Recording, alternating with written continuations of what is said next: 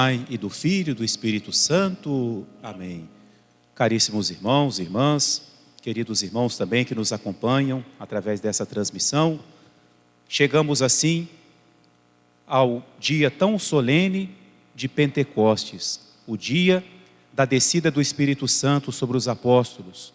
Hoje, a gente sempre costuma lembrar que é o aniversário da igreja, é o dia do nascimento da igreja, o dia em que os apóstolos começam agora a agir enquanto mensageiros de Cristo, enquanto encarregados de levarem a mensagem do Evangelho.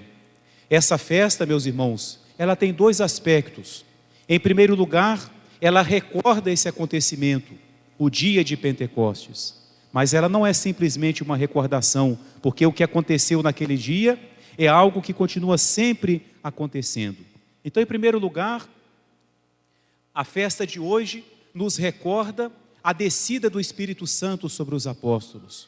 Quando Jesus subiu ao céu, na ascensão, ele disse para os apóstolos que não se afastassem de Jerusalém, mas que permanecessem lá.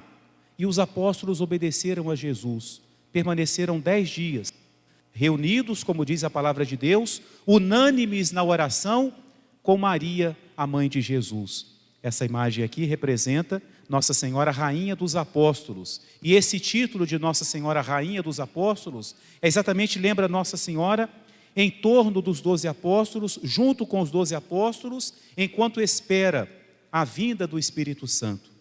E assim, 10 dias depois da ascensão, acontece a grande promessa de Jesus, como vimos no Evangelho, ele enviaria o Espírito Santo. E o que acontece naquele dia? Aquele vento impetuoso que soprou, realizou uma transformação na vida daqueles homens. O Espírito Santo veio para modificar, para transformar o coração dos apóstolos.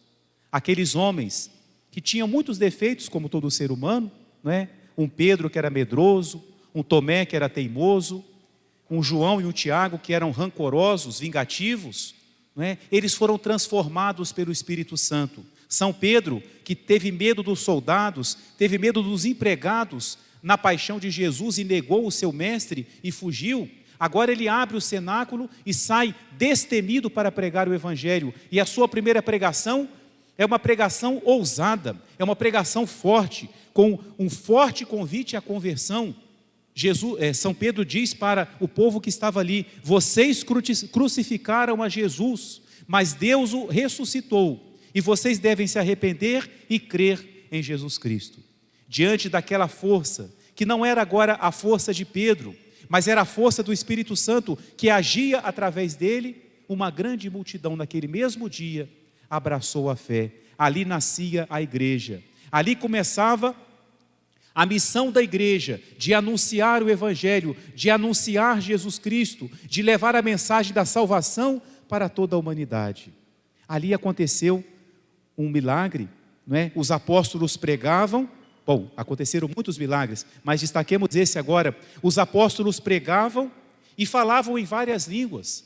Havia em Jerusalém, porque era um dia de festa, o dia de Pentecostes, era uma festa do Antigo Testamento também, havia pessoas de todos os lugares que falavam vários idiomas e que por isso mesmo não conseguiam se entender. E quando foram ali para o cenáculo, todos entendiam o que os apóstolos falavam e diziam admirados: como é que esses homens que são galileus conseguem falar em nossas línguas? Nós que somos de tantos lugares, ouvimos a lista dos lugares que estavam ali representados. O milagre da igreja falar em todas as línguas. A gente pode perguntar assim: e esse milagre continua? Sim, esse milagre acontece continuamente. A igreja fala todas as línguas. Não existe um país no mundo, não existe um idioma, não existe uma nação cuja língua a igreja não fale. A igreja anuncia o Evangelho em todos os idiomas. É o dom do Espírito Santo que impulsiona a igreja para difundir o Evangelho para o mundo inteiro. Mas, meus irmãos, essa festa não é somente uma recordação, porque aquilo que aconteceu no dia de Pentecostes acontece ainda hoje. Em primeiro lugar, ainda hoje, o Espírito Santo atua sobre a igreja. Olhem lá em cima. Lá no alto fica o Espírito Santo.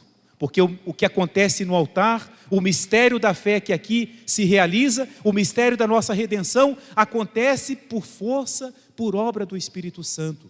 Na missa, o padre sempre invoca o Espírito Santo para que ele santifique as oferendas que são apresentadas a Deus, para que se tornem o corpo e o sangue de Jesus Cristo. É o Espírito Santo que opera o grande prodígio, o grande milagre da consagração.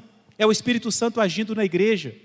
Quando nós vamos nos confessar, o poder que o Padre tem de perdoar os pecados é o poder que Cristo deu pela força do Espírito Santo. Jesus disse aos apóstolos: recebei o Espírito Santo, os pecados que vocês perdoarem serão perdoados. É o Espírito Santo agindo na vida da igreja. Os santos, o que é que são os santos?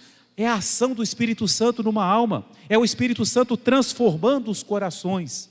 O Espírito Santo, portanto, continua sempre descendo e agindo sobre a igreja. Mas, meus irmãos, o Espírito Santo não age somente de uma forma geral, ele age em cada um de nós. E é isso que eu queria destacar mais para a nossa reflexão. O Espírito Santo continua realizando em nossa vida, ou ao menos ele está disposto, ele quer realizar na nossa vida aquilo que ele realizou nos apóstolos no dia de Pentecostes. E o que o Espírito Santo fez lá, ele fez através de alguns símbolos que nos levam a entender a sua ação na nossa alma. O Espírito Santo é comparado com o vento. Diz a palavra de Deus que soprou um vento impetuoso que veio do céu sobre aquela casa. O Espírito Santo desceu sob a forma de línguas, mas línguas de fogo. Então o Espírito Santo que age na figura do vento, o Espírito Santo que age no símbolo do fogo, e o Espírito Santo também que é chamado, no hino Veni Creator, ele é chamado de fonte viva, portanto a água, o vento, o fogo e a água. Através dessas criaturas de Deus, nós temos a imagem daquilo que o Espírito Santo faz. Se nós analisamos um pouquinho o vento, nós vamos entender o que o Espírito Santo faz em nós. Interessante que diz a palavra de Deus que soprou do céu, de repente. O vento não avisa quando vem não, né? O vento em geral pega a gente de surpresa. Bate as janelas, bate as portas, carrega as coisas, o vento não avisa, o Espírito Santo não avisa a hora que vai agir em nós. É preciso ter sempre o coração disposto, aberto, para que o Espírito Santo possa agir. Mas não é um vento que faz mal não, é um vento do bem, é um vento que vem de Deus. É um vento, meus irmãos, que vem, é um espírito, é um sopro que vem do coração de Deus. Mas o que o vento faz? O vento carrega, por exemplo, numa árvore, as folhas que estão secas, o vento arranca todas. Os frutos que estão podres, o vento faz cair. Aquilo que não está muito firme, o vento derruba. O vento tem essa força, ele carrega o que não serve. Então é o que o Espírito Santo faz em nossa vida. Ele age como um vento, que às vezes sopra impetuoso para arrancar de nós as folhas secas, os frutos podres, a nossa monotonia, os nossos defeitos, os nossos vícios.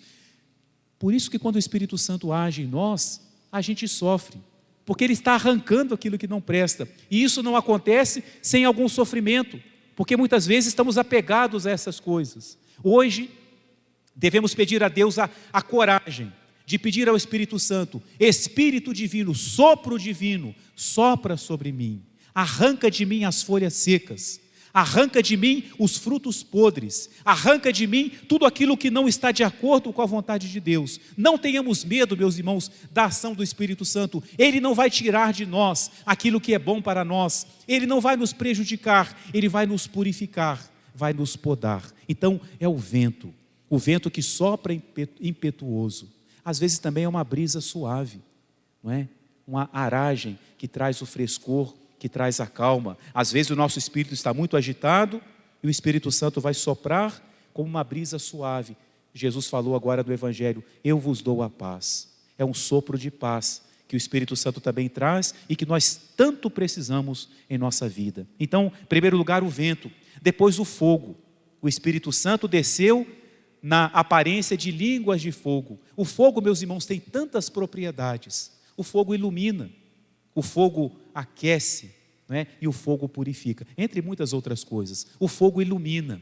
Nós precisamos da luz do Espírito Santo. Quando nós pedimos os dons do Espírito Santo, por exemplo, o dom da sabedoria, do entendimento, da ciência, do conselho, são dons que nos ajudam a conhecer a Deus, a conhecer a vontade de Deus, a conhecer-nos a nós mesmos. É uma luz. A nós descei divina luz. É uma luz que nos ilumina. Nós precisamos dessa luz. Muitas vezes nós nos sentimos perdidos. O Espírito Santo é essa luz. Por isso que a gente deve ter o hábito de rezar muito ao Espírito Santo, pedindo a Ele a sua luz, que Ele nos ilumine, que Ele nos mostre o que fazer, como fazer, quando fazer. É a luz do Espírito Santo que vai nos mostrar assim. Fogo que ilumina, fogo que aquece. O coração humano muitas vezes é tomado pela frieza. Uma forma de frieza no coração humano é, por exemplo, o egoísmo. Quando nós nos fechamos em nós mesmos, o Espírito Santo aquece o nosso coração, não é? Tira de nós a frieza, tira de nós a indiferença, tira de nós uma coisa muito perigosa na vida do cristão, que é a tibieza. Sabe o que é a tibieza? Tíbio quer dizer morno. A água pode estar morna de duas formas. Ela está fria, eu vou aquecendo, ela estava fria, vai deixando de estar fria, ela fica morna e ela começa a esquentar, ela vai ferver. Ela estava morna porque ela estava se aquecendo. Mas a água pode estar morna também, porque ela já esteve quente e agora ela esfriou. Se nós estamos assim, meio mornos, porque saímos da frieza e o nosso coração está se aquecendo, ótimo. Mas se nós estamos mornos, porque o nosso coração já esteve aquecido, abrasado no amor de Deus, e agora começa a esfriar, cuidado, muito cuidado. É uma das coisas mais perigosas na nossa vida, é essa morneira, essa tibieza. Quando nós, depois de nos entusiasmarmos por Deus, de termos o nosso coração abrasado por Ele, começamos a cair numa morneira, numa tibieza. Isso é tão sério, que lá no Apocalipse, quando Deus manda a mensagem para aquelas 7 igrejas, ao falar da igreja que era tíbia, Deus fala assim: porque és morno, não és nem frio nem quente, eu vou te vomitar da minha boca. A água morna causa náusea. Então a pessoa que está morna, porque ela está esfriando no amor de Deus, isso causa repulsão em Deus, causa náusea. Então devemos pedir ao Espírito Santo: Espírito Santo, se o meu coração começar a esfriar, lança sobre mim o vosso fogo, aquecei o meu coração.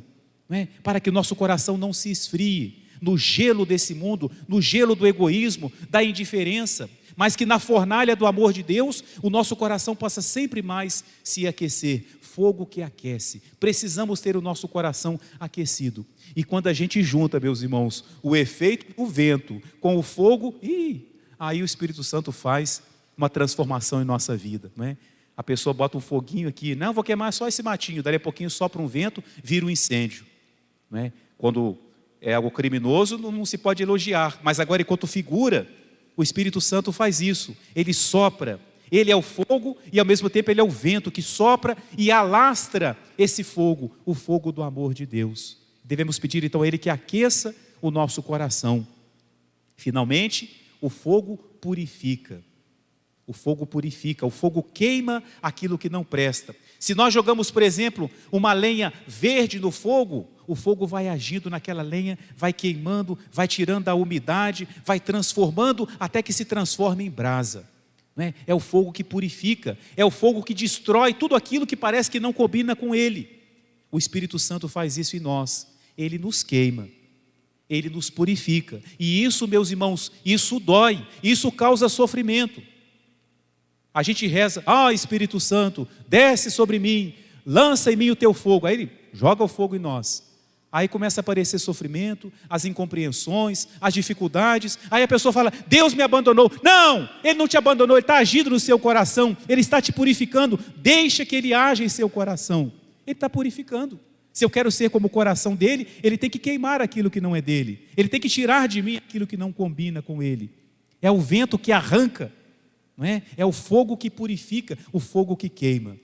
O Espírito Santo é também a água, a fonte viva. Na Bíblia, essa comparação é tão bonita que Deus usa muitas vezes a água parada e a água corrente.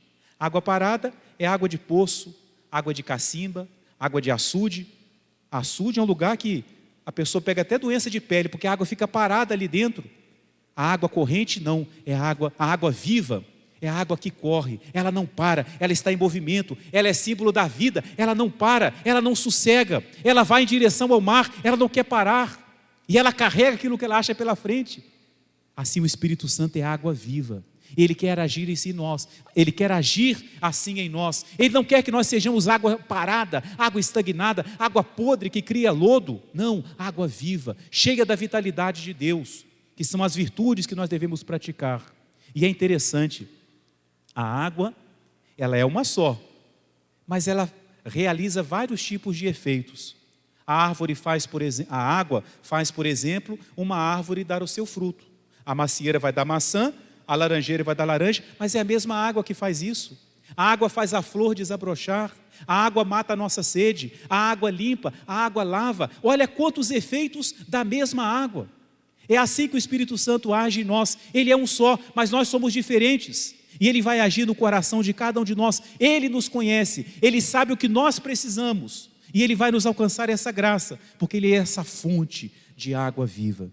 Então, meus irmãos, nesse dia, imploremos os dons do Espírito Santo. Eu queria que todo mundo saísse da igreja hoje com uma convicção: eu preciso do Espírito Santo. Eu não posso viver, eu não posso agir sem o Espírito Santo, sem essa luz que vai me mostrar o caminho, sem esse vento que vai me levar, vai me empurrar, sem essa água que mata a minha sede, que me purifica. Eu não posso viver. Nós precisamos ter essa convicção, porque senão Ele não age em nós. Se nós acharmos que não precisamos dEle, Ele não vai agir em nós. Então reconhecer, precisamos dEle. E Ele é um dom, Ele está dado a nós. O Pai o deu a nós, o Filho o deu a nós. Ele quer agir em nós, Ele quer nos transformar. E vamos pedir essa graça através de Nossa Senhora. Ela que estava ali no centro do cenáculo, em oração. Ela que já tinha o seu coração repleto do Espírito Santo. Rezava e suplicava ao Pai que enviasse o Espírito para os apóstolos. E aconteceu que o coração dos apóstolos foram transformados pelo Espírito Santo. Que a Virgem Maria, rainha dos apóstolos, rainha do cenáculo, rainha dos corações, alcance para cada um de nós o dom, a graça do Divino Espírito Santo.